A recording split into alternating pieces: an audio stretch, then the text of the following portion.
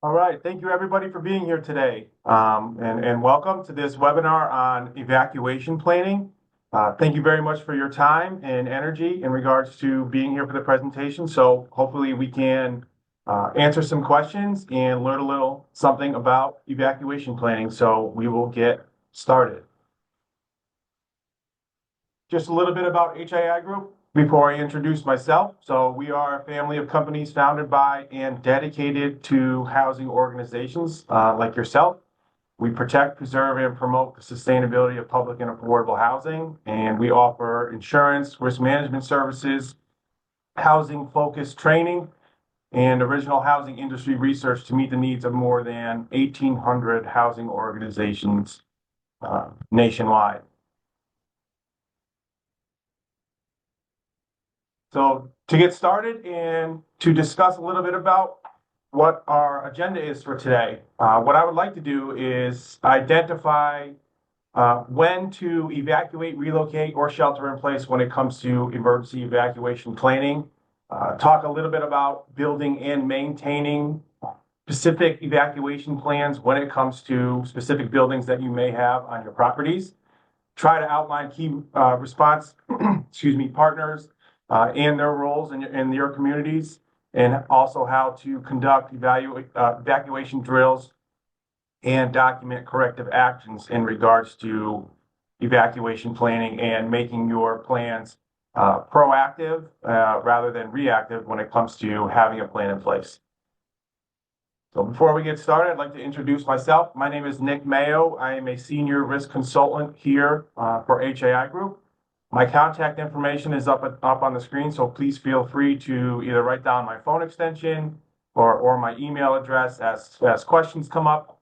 Obviously, you can put them in the Q&A feature, or you can email me directly if you have a specific question about your property. I'll do everything I can to help out. My background is I work for HAI as a senior risk consultant. My territory is primarily in New England, being Connecticut, Rhode Island, New Jersey, and some of the northern states being Vermont. And obviously, I help out wherever is needed across the team. When I'm not in the office, I am a career firefighter for the city of Middletown here in Connecticut. I'm a battalion chief. So I like to introduce myself as having a little bit of dual perspective here. So whether it's responding to emergencies in a fire truck or managing those risks as a risk consultant, I'll try to give perspectives from both lines of work that I currently work in as we go throughout this presentation. So that's a little bit about me. That's my contact information. So by all means, please feel free to reach out and have any questions. If you do have any questions, and as always, I will try to assist as much as I can, especially in regards to this subject, which is evacuation planning.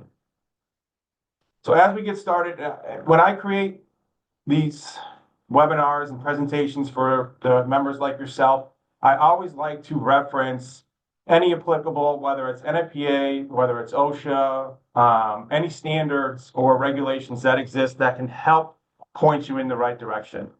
So this first slide, we'll be talking about applicable NFPA standards. So there's really four that came into mind, and these are some that you can reference. So if we look at 1660, that's the standard for emergency continuity and crisis management. So that provides overall emergency management framework, and that's where you can get a lot of terminology and information in regards to corrective actions when it comes to the emergency world. NFPA 101 being life safety code, that's means of egress, occupant protection strategies. That's really the nuts and bolts of your buildings and how, can you provide safe buildings for people in regards to protecting your occupants and also means of egress standards. NFPA 1, which is standard fire code, documentation on emergency action planning and drills is there. That's going to be the grassroots. That could be your starting point. NFPA 72. So what ties into that is obviously the National Fire Alarm Signaling Code. So this is how do you notify occupants, emergency communication concepts.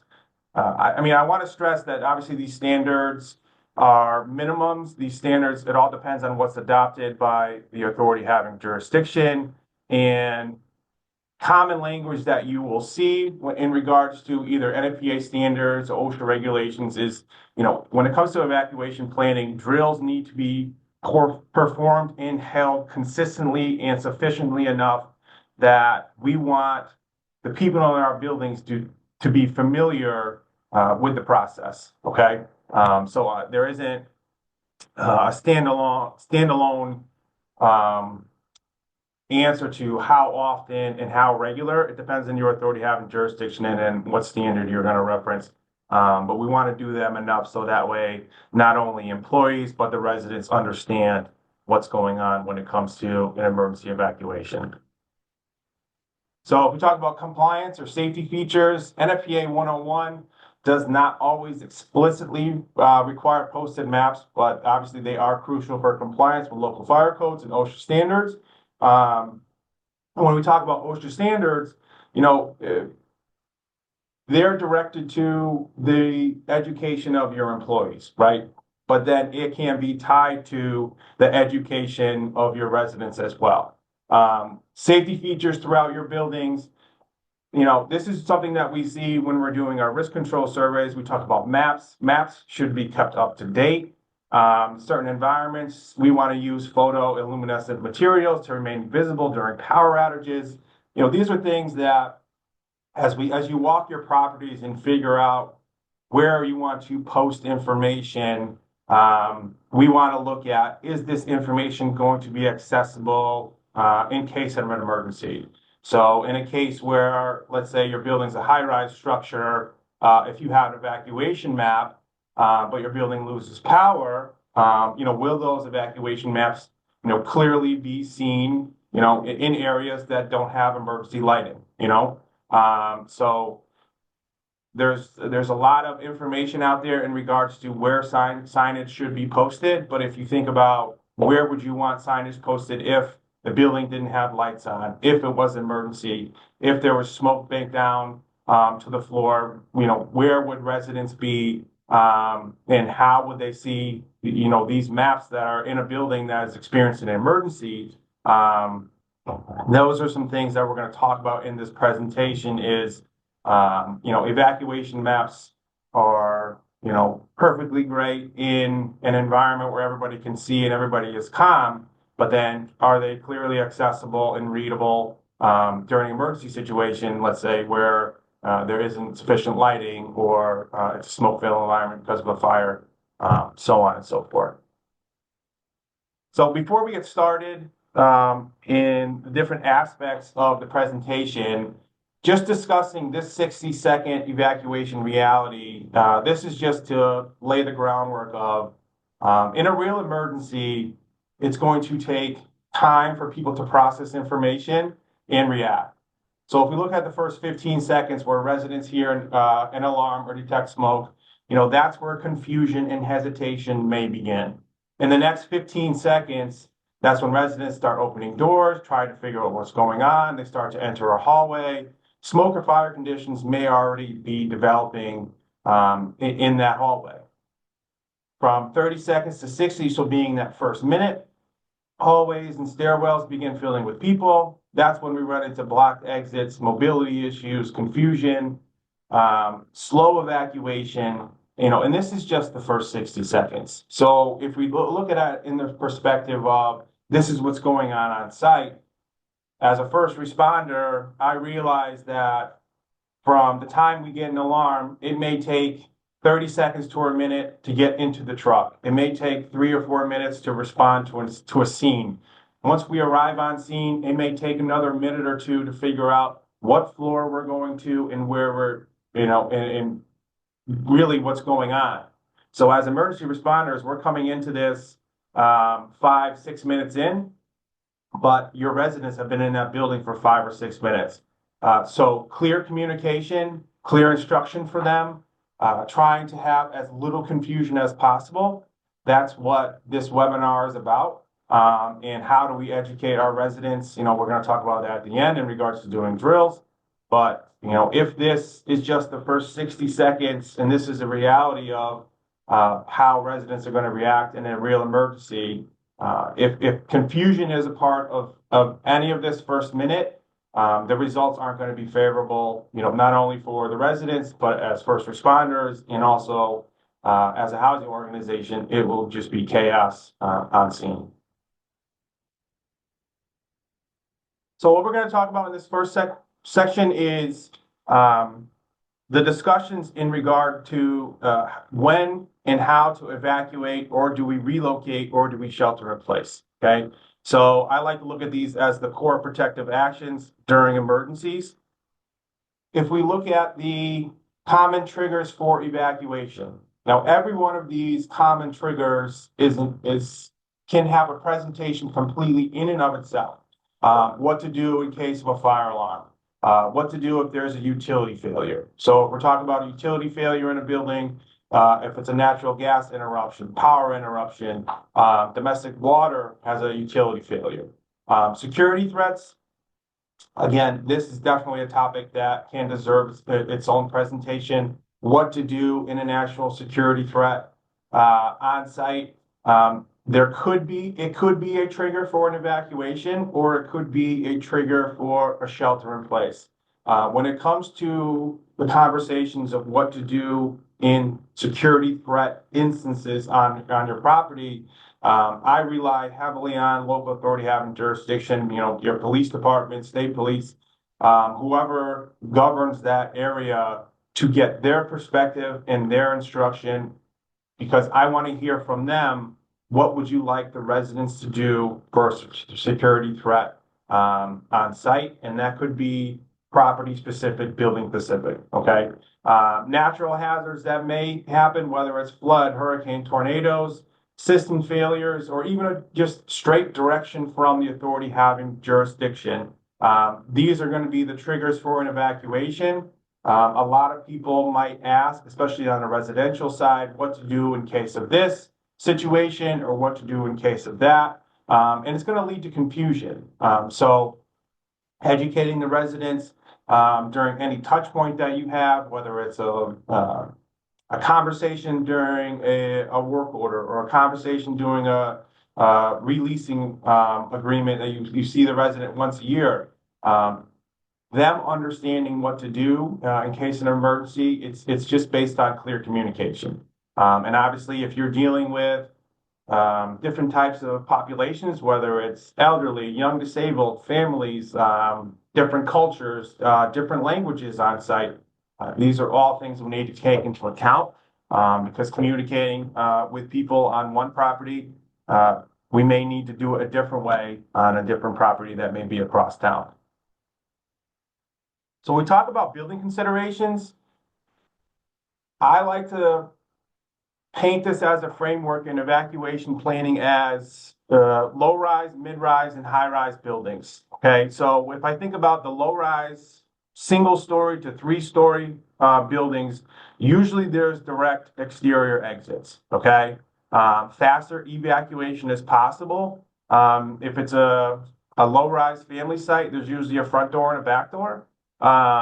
So that's a little bit easier to evacuate out of a building, obviously, unless the resident themselves either cannot exit the building due to the emergency itself or due to their mobility challenges. In a mid-rise building, so 4 to 7 stories, this obviously depends on the stairwell dependency. There's increased travel time because the building is larger. If there is an elevator system in the building, obviously in a case where a fire alarm is activated, that elevator is going to be, used by the first responders. In a high-rise structure, so that's 7+ stories. Again, it's a larger structure. This will require some type of phased evacuation, or it may involve defend in place or shelter in place strategy. Typically in a high-rise building, we're looking at 7 or more stories, 100 or more units, elderly or young disabled residents. So if there do need to be an evacuation of a high-rise structure, then that has to be done in phases. And there has to be a process to it, because obviously the exterior stairwells are going to be used by the residents. but also the first responders. The elevator is going to be used by the first responders, and there just needs to be a plan in place for what to do when it comes to a high-rise structure. And that may be to shelter in place unless it's your unit or a closed unit that may be affected. So tying into the previous slide where we talked about building considerations, if we talk about construction considerations, in the building construction world, we can talk about fire resistant construction buildings versus legacy buildings. Fire resistant being our high rise structures. Obviously, whether it's a 1 hour fire rating or a 2 hour fire rating, these buildings are made to withstand, and hold up to a fire. Legacy buildings, this is construction. This is older buildings, whether it's pre-1960s. They're built, I would say, with stronger lumber, dimensional lumber. They're just built to withstand fire a little longer than the modern construction, truss construction that we have today. So we do need to take construction considerations into effect when we are instructing residents to either evacuate or shelter in place. The word compartmentalization, it's just how a building is built. Buildings, call it in the 60s and 70s, they were built to have tight envelopes in areas where people could gather.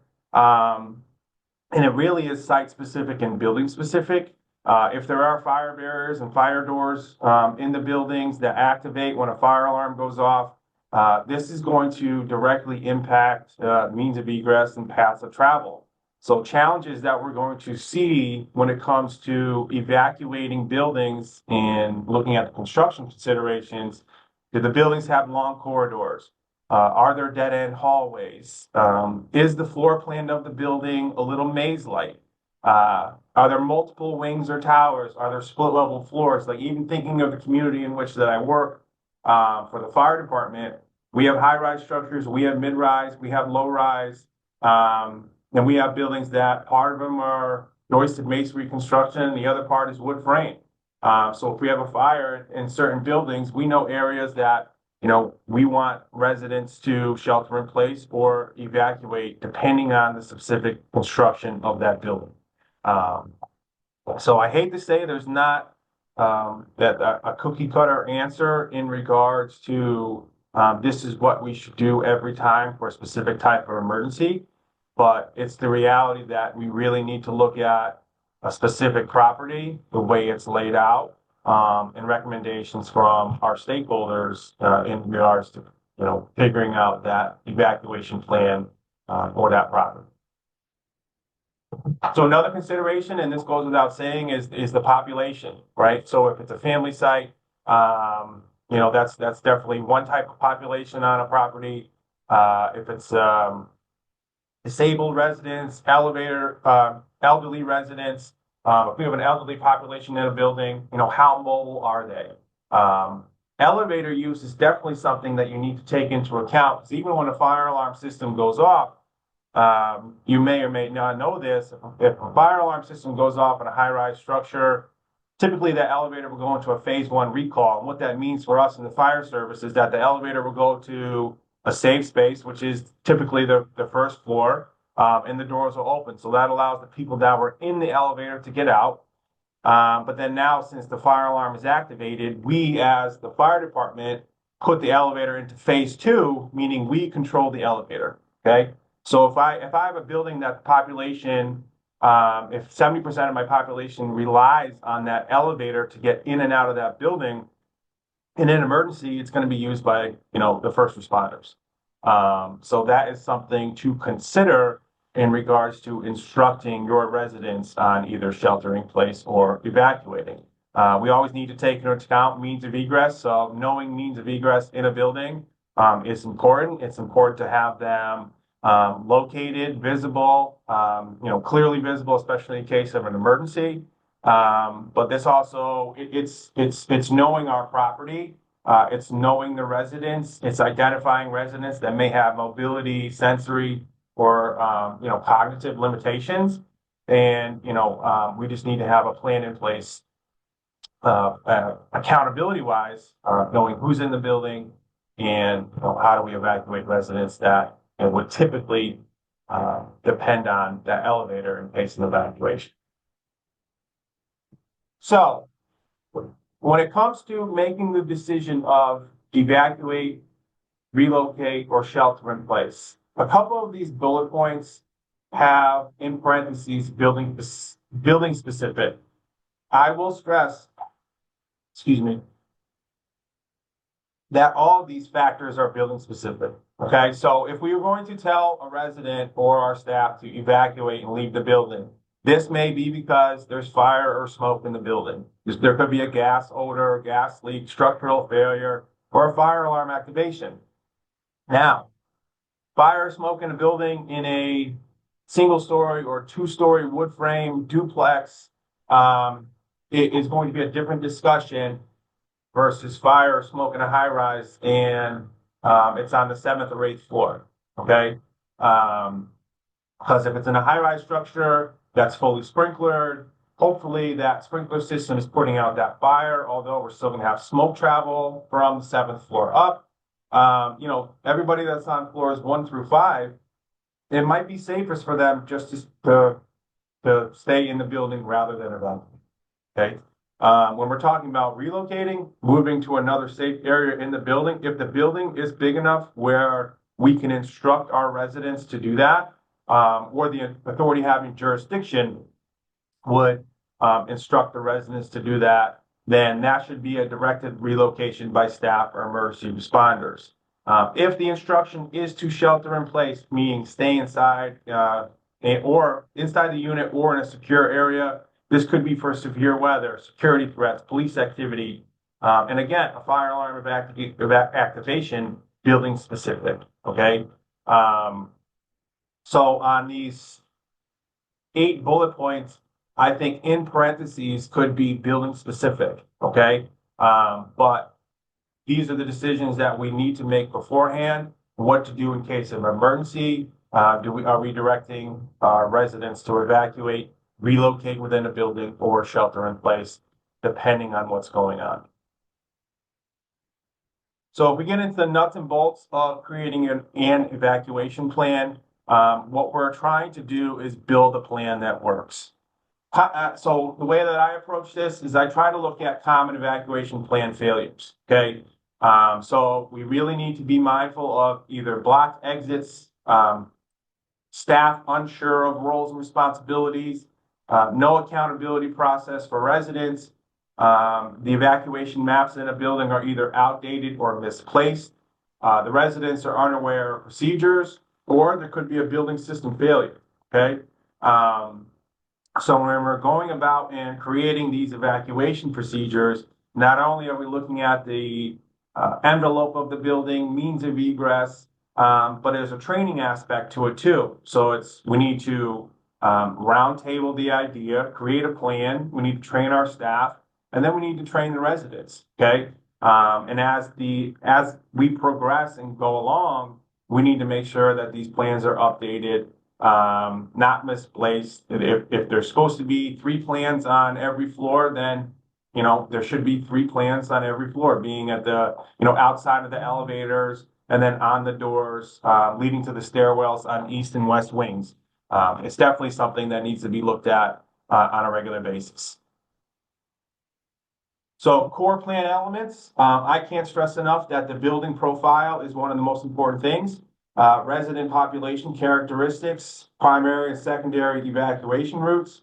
How do we account for residents when it comes to tracking procedures? And again, I think it's a 2-phase conversation when we're looking at evacuation of residents Monday through Friday, 9 to 5, when we have staff on site, versus after hours and on the weekends, which is typically when emergencies tend to happen.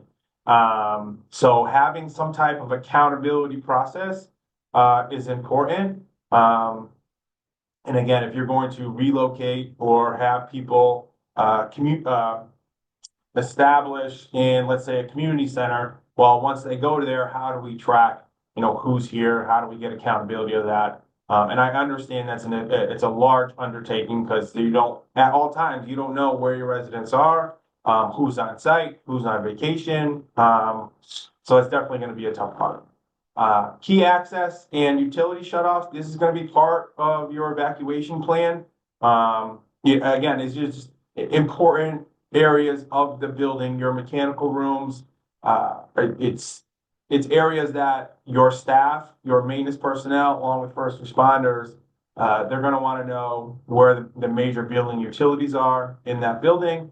And then obviously staff roles during evacuation. If you have staff on site, then they would have a role and responsibility. If you have security staff on site after hours, they should have roles and responsibilities as well. As far as, assisting people getting out of the building, assisting with accountability, even assisting with simple directions as far as where for people to go when they exit the building, they come into play too.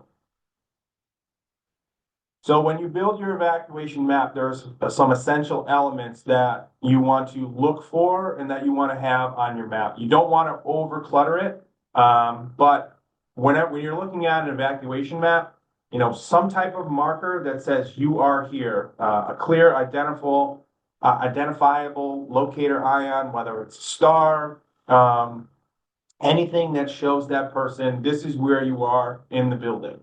Primary and secondary routes clearly marked, unobstructed paths to exits. They should know, there's left and right, north and south. These are the primary and secondary routes to evacuate the floor that you're on. And then let's say it leads to a stairwell, then there's going to be directional indicators in that stairwell for up or down. Exit locations that are clearly labeled, exit doors, stairwells. Again, equipment location of fire extinguishers, fire alarm, pull stations, AEDs. This can be information that's on your evacuation maps as well, because it's just good practice. Small fire extinguisher icons, pull station icons, whatever's come up on your map. It just needs to be simplified and easy to read, especially in an emergency environment. Maps must be oriented to the viewer's perspectives. So that layout of the floor just needs to be clearly marked and identifiable. And again, once they do get outside, where do they go? Where do people organize? The actual location and where you should put these maps, I would recommend, outside. If you can post them on every interior door of a unit, that's a good place to start. It's something that a person is going to see every day is the backside of their door when they exit their unit. Areas where people congregate. So if there's a bulletin board or a community room, along with, you want to put them in their stairwells. But again, if there's an area, let's say on opposing stairwells of your building, if there's emergency lighting, that goes on, if the building loses power, maybe I would put one of these maps in that vicinity so that way I can see it if the building lost power, because it'd be in close proximity to the building's emergency lights. So these are just some things to think about in regards to the actual elements that are going to be on a map, and where to put them. So to round that out, locations, every floor, staircases, elevators, main lobbies, behind unit doors and employee lounges, easily seen, and again, in high traffic areas. We want these signs to be durable, washable, and often protected in holders, whether it's in some type of laminated sheet. We want these, evacuation maps to hold up. We don't want them to fade. So it's important that whatever medium we're using and however we're posting these maps, we want them to last. We don't want them to fade, and also we want them to be secure. So if a door opens and closes, we want it to be secure on that door. It won't fall off. It won't get picked up as trash and thrown out.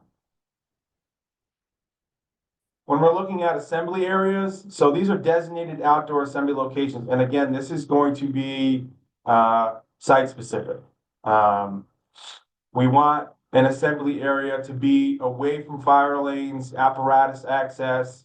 We want to ensure that the locations are far enough away from a building but secure.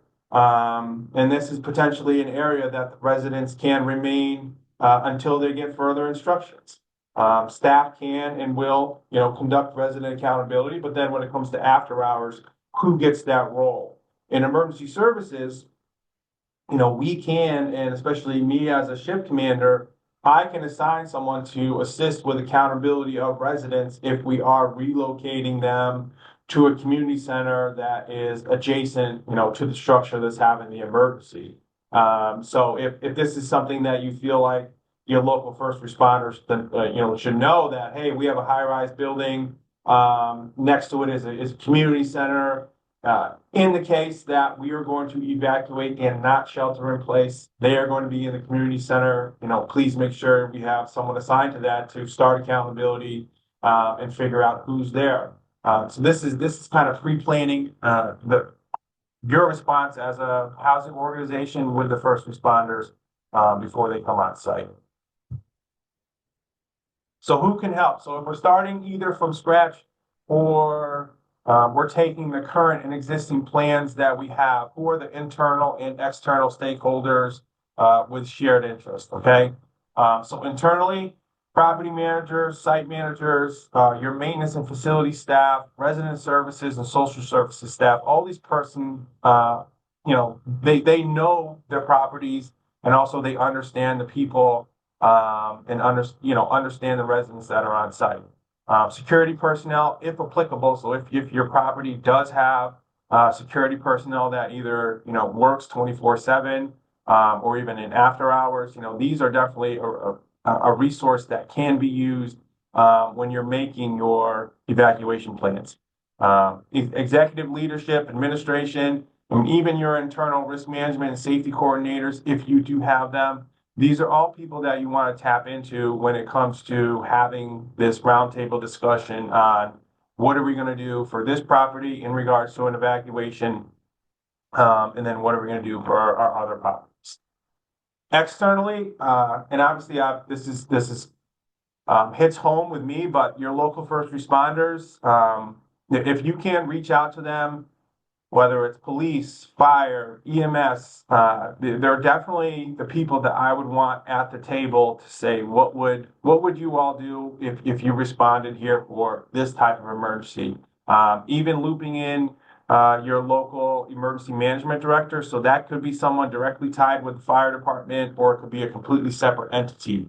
But if we need to relocate a large amount of people, can that emergency management division come in and do that for us? And then where would the people go? Is it a local school? Is it a civic organization? Is it a church? Having these people at the table is definitely a good start. Obviously, you can always reach out to us as risk control professionals to get involved in that conversation, to be a second set of eyes and ears on site, and to give our perspectives.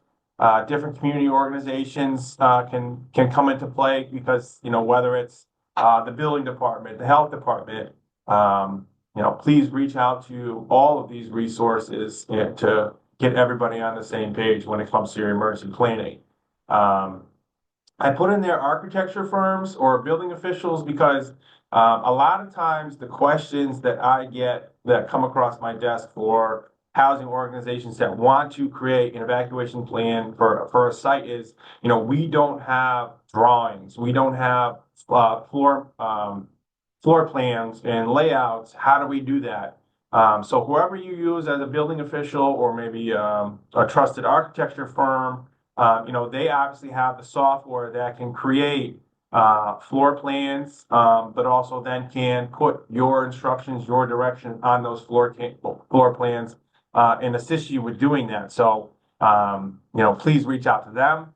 They're definitely individuals that, have the ability to, map out your buildings with the different types of software or CAD or, different tools that they have. So they can address any challenges that you may have and also assist you when it comes to creating an evacuation plan. So when we look at our residents as partners in evacuation planning, obviously these are the people that, we're trying to provide, their safe and reliable housing. So their participation is important. having resident leaders or building captains, it's definitely an area that warrants a discussion, and it's going to be site specific. But again, if there's no guarantee that these residents are going to be on site 24/7, 365, then um, other options need to be available. Okay. Identifying residents who may need assistance, I would strongly urge that the property managers lead that charge. Um, and they can figure out a way to discuss that in regards to pre-planning with the first responders. And again, you want to protect the residents when it comes to HIPAA and things of that nature. But identifying residents who may need assistance is definitely a top priority because the residents are a partner in this evacuation planning. Now, resident education, I think you all can understand that educating the residents, it may be hit or miss. You may have a training session where you have 30 residents there. You may have a resident council meeting where you have 20, or you may have an educational session where I come in and we only get 10 residents there. Resident education is definitely something that we're trying to champion. Um, but if they're not going to come to a formal training, then any touch point that we have, just like I said before, if we go into a unit to perform a work order, typically we check to make sure that smoke detectors and fire protection, everything in that unit is squared away and good to go. Something else that you could add is the evacuation map posted on the back of the door? Does the resident understand what to do in case of an emergency? So any opportunities that you may have, again, I understand it's a lot, but educating the residents, it just needs to be repetitive because then it will lead to less confusion if an emergency was to occur. So to round things out, when we talk about evacuation drills, we always want to continuously improve our process, and that's just going to lead to efficiency. Why evacuation drills matter. This is going to test whether the plan actually works or not. It makes the residents familiar with exits and escape routes. It identifies building hazards or blocked egress. It improves response time during real emergencies. And it strengthens the coordination with staff and emergency responders. Okay. It's going to put our building systems to the test. So whether it's an alarm system or a communication system, you may do an evacuation drill. You get your authority having jurisdiction on site. They might pull a pull station for our fire alarm. For some reason, it doesn't work or it's not communicating with dispatch. It's also a good internal test of the systems that you have within your building. So if we're going to talk about the actual drill progressions, so how it'll start is going to be just this discussion, where you're going to discuss that a training needs to happen. We need to do an evacuation drill, and that's going to be a round table. Then a tabletop drill for roles and communications. That's going to bring everybody together saying, we've had training, we discussed it. Now we can do a tabletop drill because we're going to do an evacuation drill, call it next month. An actual functional drill for staff response and accountability is your first layer. So maybe after your tabletop, you can do a walkthrough or a functional drill with just your staff. And then after that, a full evacuation drill when appropriate and coordinated with the authority having jurisdiction. You want to make sure that you invite your external stakeholders there, being your police, fire, EMS. If you're going to do an evacuation drill, you potentially want your fire marshal there just so they can monitor how the drill went and also give feedback and give some recommendations on how to improve in the future. So pre-drill planning. So if we're going to actually plan a full-scale drill, we're going to select the date and the time, notify the residents and staff in advance. We do want to notify them if it is going to be a drill. And obviously, we're going to coordinate this with the authority having jurisdiction. In planning this drill, we want to inspect exits, stairwells, emergency lighting. We want to make sure that the building the building systems are going to operate how they should in this emergency. And we want to assign staff responsibilities. So how we identify these people. So whether they're wearing a reflective vest or we're identifying them prior, whether it's floor monitors, who's going to be in charge, who's going to be accountability. Is there, if there are residents that need mobility assistance, do we need to assign a team to that? And obviously, we're going to have an incident coordinator because that's someone who's going to be in charge. So these are some bullet points that pre-drill planning, we need to cover and come together as a group to discuss prior to getting on site to actually, you know, prepare for this drill. Discussion for the residents, clear advance notification, explaining the purpose of the drill, sharing evacuation routes and assembly locations. Again, this goes to training and education. If there are building specific instructions, and we need to remind the residents, do not use the elevators, close your doors behind them, proceed calmly to the exits. These are all things that we want to discuss with the residents prior to putting this full-scale drill into effect.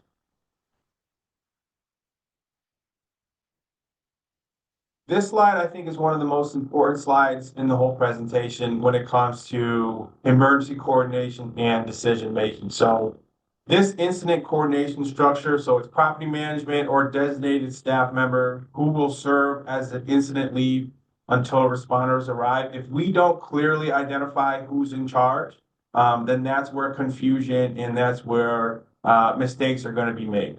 When emergency responders arrive, when we arrive on scene, we would assume operational command, but someone needs to be in charge of this drill prior to us arriving on site.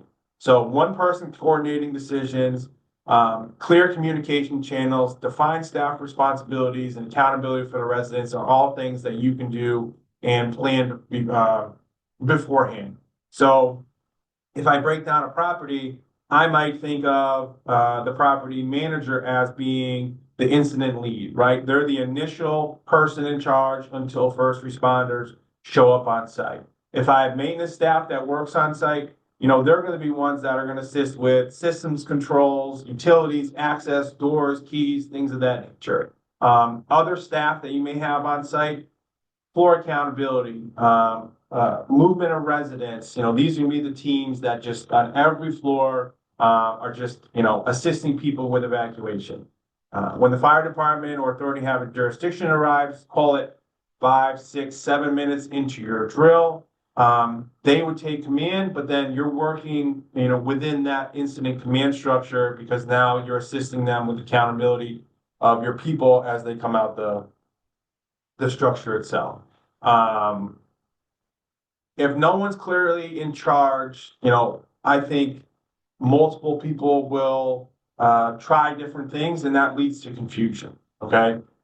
So within the actual drill itself, having a coordination structure, having someone in charge, that's definitely a key principle and something you want to keep in mind because it just assists with accountability and communication outside. So after you do your evacuation drill, we want to now do some type of after action. Okay. So during the drill, we want to look for blocked and cluttered exits. We want to identify if residents are confused. Is there any delay in the evacuation? Are there any communication or accountability challenges? And after, in our roundtable for the after action review, we're going to identify any corrective actions, assign responsibilities. Are there any recommendations on how we can make change and further enhance our plan to, make the evacuation plans either simpler to understand or reinforce when it comes to training the residents and the staff. Maintaining the actual evacuation plan itself.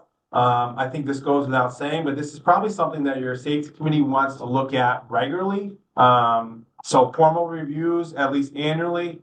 If you do update your building or perform construction on site, if the layout changes, then we need to update our evacuation maps.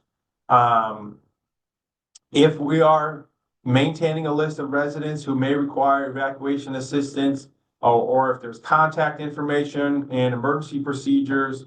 We need to make this a revolving agenda item within our safety committee meetings. Is everything that we have in regards to evacuation up to date and accurate? We want to record the drill results and observations so that way we can look at continuous improvement as we go along. And we can update the evacuation plan based on lessons learned. So I think this is a good idea and good practice to add it as a standing agenda item in your safety committees. Again, it's building specific, site specific, but making sure this information is maintained on a regular basis is definitely important. So some key messaging before we close out today. So, and I've tried to stress it as we go along, as we went along through the past 45 minutes, but evacuation planning is a continuous process, not a one-time document. Our building design and resident needs must drive our evacuation strategy. What we do on one site, it may parlay or coordinate with another site, but there are sites that may be standalone evacuation plans. Coordination with first responders improves outcomes and speeds recovery. So please, if you're having issues or challenges when it comes to reaching out to police, fire, EMS, reach out and try to coordinate those meetings, get them at the table when you have a safety committee meeting, and just explain what you're trying to do. Because again, from a first responder's perspective, I want to be involved in that evacuation planning because I want to make sure it correlates with how I'm thinking as an incident commander, So if I have an idea in my head of this high-rise structure and the residents are going to shelter in place or evacuate, it needs to correlate with fire department standard operating procedures, and then we tie that into the housing authority standard operating procedures for this subject. Drills and after action reviews are critical for improving performance. It's like anything, especially when we're talking risk management. There's the 5-step risk management process where we're identifying a problem, we're looking at it, we're finding solutions, we're selecting some type of risk management technique, and then finally, we're doing a review. If we're going down the road of developing these plans, we need to make sure it's a continuous process, and it is something that we're looking at and we're taking it seriously. Because again, and to close it out, we're trying to provide the most safe environment we can, not only for our staff but also our residents. And this is just an area that I think it may get overlooked. It may not happen as frequently as it should. But I think everybody's time today, and hopefully you were able to take something away from the PowerPoint presentation itself. And I think that's all I had for today. So if questions came along, I'm going to look in the chat now, and nothing was submitted as of yet. So you'll get a follow-up from our marketing team in regards to the content for this session. It will definitely be able to be accessed. And again, if you have questions, you can reach out to me directly. But one question that just came in, and this probably applies to the majority of people that have either logged in or are going to view this. So we have high, mid-rise, and low-rise buildings. How do you keep evacuation plans varied by building type, but still simple? Okay. Looking at the specific property itself, in its simplistic form, looking at your low-rise structures, so they're going to be wood frame. My mind directly goes to your family sites, single-story, two-story duplex wood frames.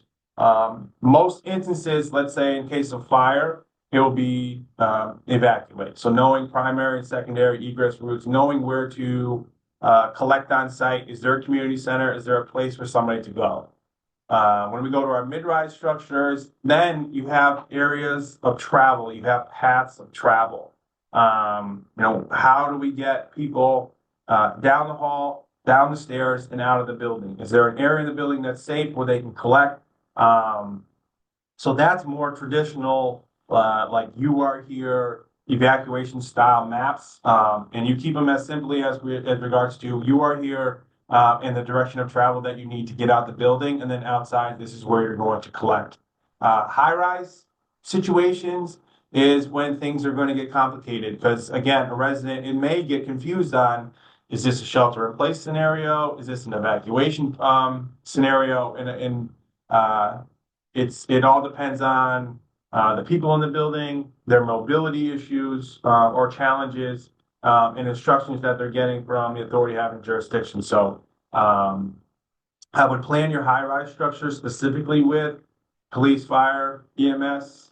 What are their recommendations? Is it evacuate, is it shelter in place the majority of the time, unless directed by the authority having jurisdiction, then that could be a direction for them.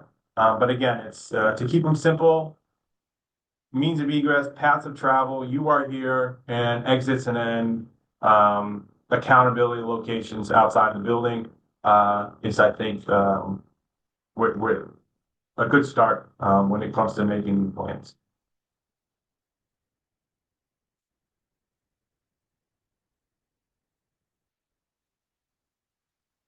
Okay, so one question that came off, is Braille required on signage in the stairwells? That's a great question, and I don't have the direct answer from an NFPA statistic. I know so this is unique in the community that I work. There is a building owned by a housing organization that the residents inside are either hearing impaired or visually impaired, and their evacuation instructions are in Braille. Okay, so if you have a resident that requires, some type of accommodation like that, it wouldn't be a bad thing. But by code, is it required? I don't have a direct answer to that, and I would have to, reference some NFPA standards. One thing that when I walk around site, and even if there's a stairwell that has like this is the fourth floor or this is the fifth floor, some new language in code is making that signage tactile, meaning you can feel that it's the number 4, or you can feel that it's the number 5. And not only are they putting the signs visually at, 4 or 5 feet off the ground, but they're putting them low as well. So if someone was crawling under smoke, they could see them. So specifically, is Braille required on signage? I don't know the answer to that question, but can you make the signs tactile? That's definitely something that can be discussed, and I can look into it a little further. So it would depend on the, the the resident population that you have within your building. That's a fantastic question, though. So any other questions that come up, you can either send them in the chat, email them directly to us. We'll send a follow-up that has the presentation along with some key action items. So I appreciate everybody's time today. I know everybody has busy schedules. Hopefully you were able to take something away from this, but I just want to round it out by saying thank you. And if this is something that you need further information on, please reach out to us in risk. Or if this is something that we can expand upon further and do further trainings on, reach out to us and we can make that happen. So thank you very much for your time. I appreciate it.